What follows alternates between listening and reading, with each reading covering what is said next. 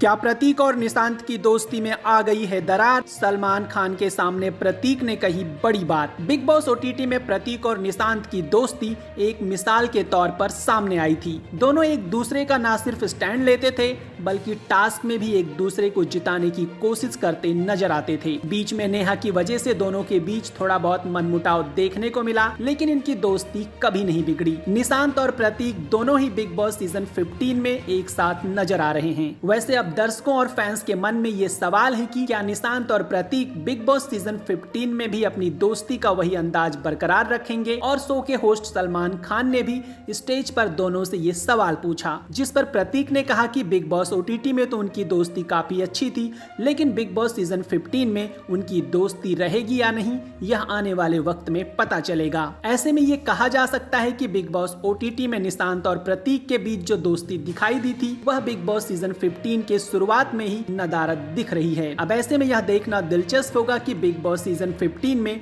ये दोनों एक दूसरे के खिलाफ खेलते हैं या बिग बॉस ओटीटी की तरह ही इनके बीच दोस्ती कायम रहती है।